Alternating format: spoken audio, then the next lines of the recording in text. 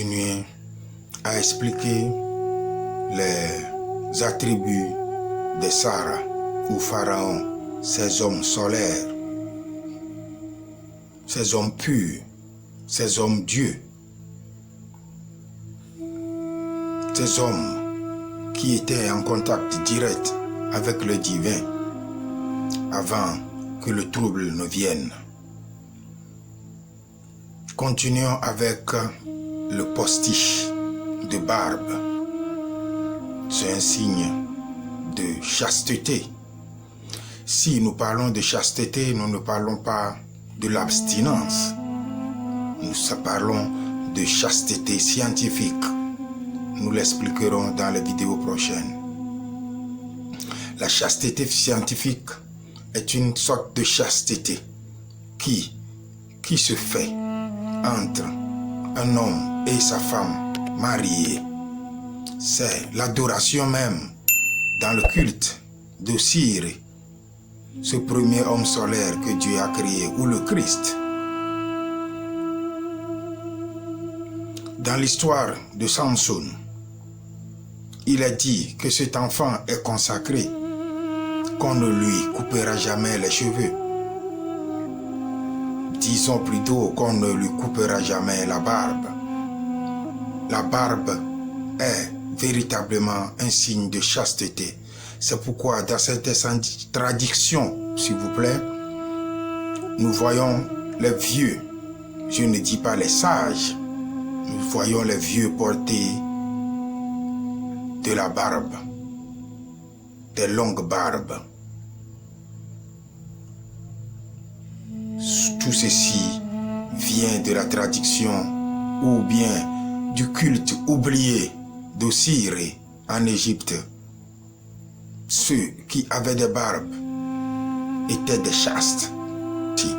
En parlant de Samson, nous avons appris dans la Bible que c'est Dalila qui lui a trompé et lui a coupé ses cheveux, disons plutôt sa barbe. Dalila ou Lilith, en hébreu, c'est la nuit, c'est l'obscurité, c'est nos défauts, c'est la femme, c'est le mal. Tout ceci signifie que Dalila, lui, a enlevé sa chasteté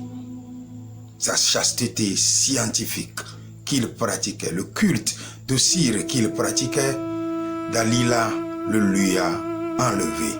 C'est pourquoi il a perdu ses pouvoirs. Il est devenu un homme vulgaire. Il n'est plus un dieu. Il n'est plus un homme solaire. Parlons maintenant de leur couronne. Souvent, on voit devant leur couronne ou bien sur leur front deux signes. L'un est le cobra et l'autre est comment est-ce qu'on appelle cet animal? C'est même pas le pigeon, mais ça s'est transformé en pigeon plus tard dans le christianisme. C'est le vautour, voilà.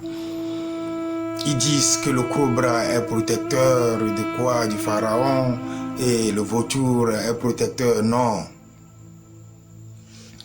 Allons dans Jean 10, le verset 16. Il dit, voici, je vous envoie comme des brebis au milieu des loups. Soyez donc prudents comme les serpents et simples comme les colombes.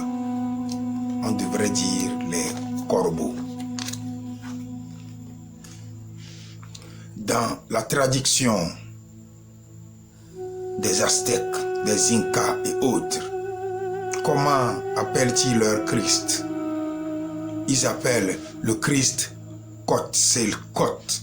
Ça veut dire serpent à plumes. Dans les traditions chinoises, comment appellent-ils ce grand esprit?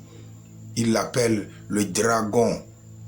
Le dragon est un serpent qui a des ailes.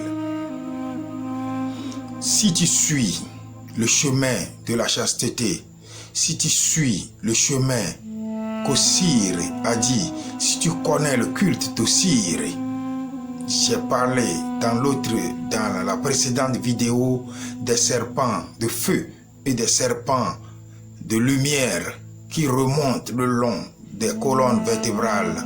Je rectifie, j'avais dit 30, mais c'est 33. C'est pourquoi on dit que le Christ a commencé sa mission à partir de 33 ans. Ça veut dire que le serpent a franchi tous les 33 portes de ses vertèbres.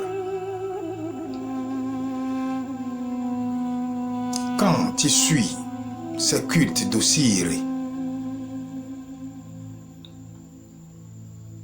la colombe avalera le serpent. Le serpent constitue notre esprit divin féminin et le cobra constitue notre esprit divin masculin. C'est pourquoi parfois ou quand il parle des couronnes des pharaons, ils disent que l'un est de la haute Égypte, ça veut dire de la tête, qui est Alep, qui est l'esprit, et de la basse Égypte, qui est